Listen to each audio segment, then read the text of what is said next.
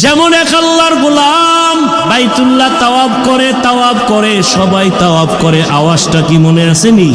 লাব্বাইক আল্লাহুম্মা লাব্বাইক লাব্বাইক লা শারীকা লাক লাব্বাইক ইন্নাল হামদা ওয়ান নি'মাতা লাকা ওয়াল মুলক লা শারীকা লাক। ওই আল্লাহর বান্দারা তাওয়াফ করে লাব্বাইকের। এক আল্লাহর গোলামকে কেউ দেখলেন চোখের মধ্যে পট্টি লাগানো, বাইতুল্লাহ তাওয়াফ করে সবাই, আর ওই পট্টি লাগানোওয়ালা চোখ ওই বান্দা লাব্বাইক বলে না, বলে আল্লাহুম্মা গফিরলি যুনুবি আল্লাহুম্মা গফিরলি যুনুবি। ও মালিক, আমাকে তুমি মাফ করে দাও। সবাই লাব্বাইকের আওয়াজ দেয়, ওই বান্দা বলে আমাকে মাফ করে দাও, ও আল্লাহ আমারে মাফ করে দাও, তুমি এখান থেকে গুনাহ অবস্থায় ফিরাইও না। 13 সালে হজে গেলাম, তার আগের বছর আমার ওস্তাদ গেলেন, ওস্তাদ এসে একটা ঘটনা শুনাইছেন। ঢাকার বড় লোক ছেলেরে নিয়ে হজে রওনা, হুজুরেও সেই কাফেলায়।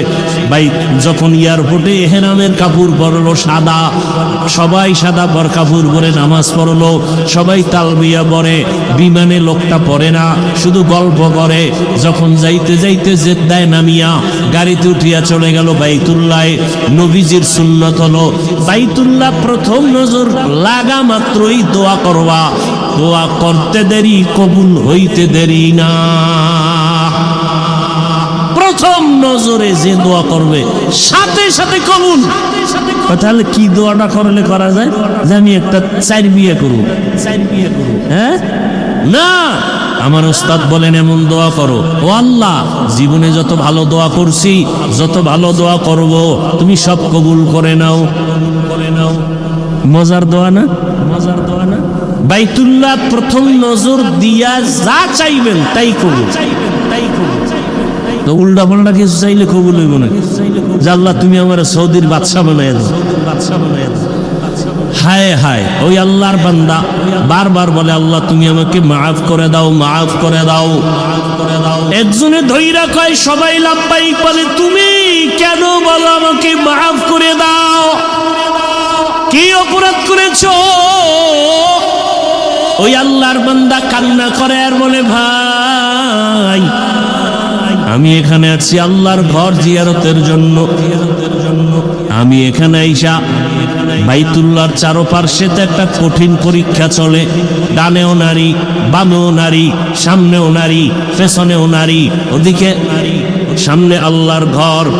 কত কঠিন পরীক্ষা। ডানেও নারী, কেউ চেহারা খোলা। এই এহরাম অবস্থায় চেহারা খোলা রাখবি ঠিক, কিন্তু নারীরা পুরা খোলা রাখবে না। এখন তো আমাদের দেশে ক্যাপ আছে না, চেহারা ঢেকে রাখতে হবে। তার মানে চেহারা কাপড় লাগানো যাবে না, দূরত্ব বজায় রেখে ঢেকে রাখতে হবে। বাঙালি সুযোগ একটু পাইলে তিলের তাল বানায় ফেলে, পুরা চেহারা খুলে দিচ্ছে। পর্দা কত কঠিন জিনিস চিন্তা করতে পারেন?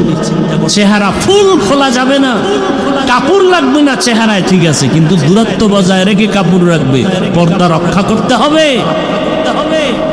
আল্লাহর বান্দা বলে এমন এক কঠিন পরীক্ষা চলে, ডানেও নারী, বামেও নারী, সামনে পেছনে নারী। এর মধ্যে আবার আল্লাহকে ডাকতেছি লাব্বাইক লাব্বাইক আল্লাহুম্মা লাব্বাইক। ওদিকে সামনে